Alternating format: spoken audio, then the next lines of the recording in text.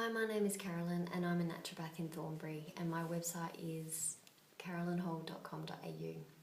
And today I want to talk to you about digestion and what you can do to improve your digestion if you're having any issues with it. Digestion is actually a parasympathetic nervous system process, which means our body needs to be relaxed to digest things properly.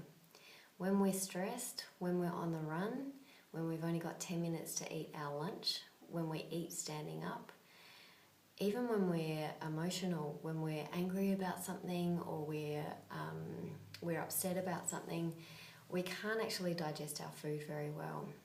So what happens is digestion begins in the brain, and the brain gets stimulated when we do food preparation, when we touch our food, when we smell our food. When we look at our food, we start salivating, and the brain tells the rest of the digestive system to start releasing enzymes and bile, and gets our hydrochloric acid going in our stomach so we can break down our food properly. So often we don't always eat when we're relaxed, and we eat when we're really busy, and this often means that we don't chew our food very well. You already might know that chewing is important, but I just want to hit home how important that is. So nowhere else in the gut do we have that mechanical breakdown of food. So it's really, really important to actually chew your food into an absolute paste before you swallow it, to mix it in with all the enzymes that are actually in your saliva. If we don't do that, it puts a lot of stress on the rest of the digestive system and the stomach and the intestines.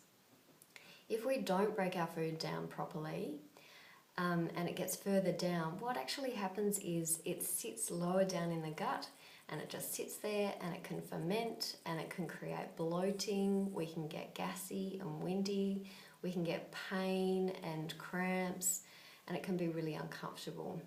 It's also not great because what can happen is the food particles are still too big, and the immune system in the gut looks at these big food particles and goes, I don't know what that is, and it looks foreign. And so it looks like it's dangerous to the body, like it's a pathogen.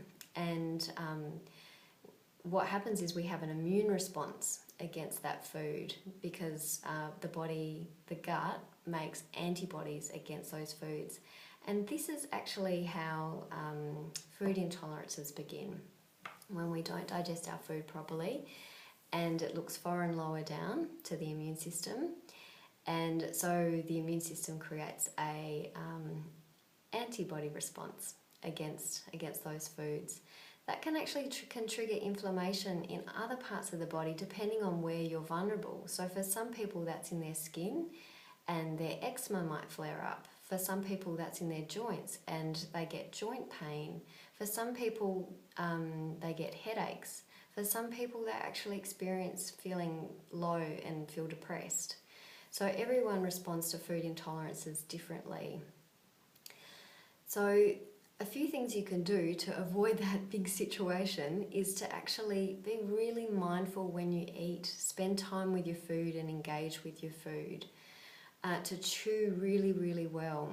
It's also another good tip is to not have too many fluids 20 minutes before you eat, while you eat, and 20 minutes after you eat, because this will actually dilute your digestive juices and compromise your digestion as well.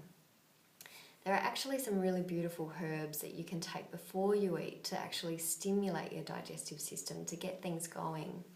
And it's no coincidence that a lot of digestive herbs like chamomile and melissa and vervain actually relax the nervous system and get digestive system activities happening.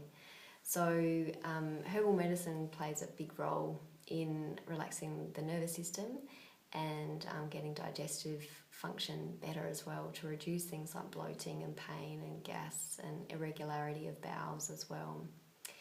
So thanks for listening to my video. If you have some digestive tips of your own, so remember mine are chew, eat really mindfully, chew your food to a paste, don't have too many fluids around meal times, only half a glass of water in between either side of your meal is a good idea. And digestive herbs can be really useful. You can take them as a tonic. They're great as herbal tea, maybe before you eat or after you eat. And you can also take them in tablet form as well. My video next week is going to be about what you can do for candida and thrush. So stay tuned for that, and thanks for listening. Okay, bye-bye.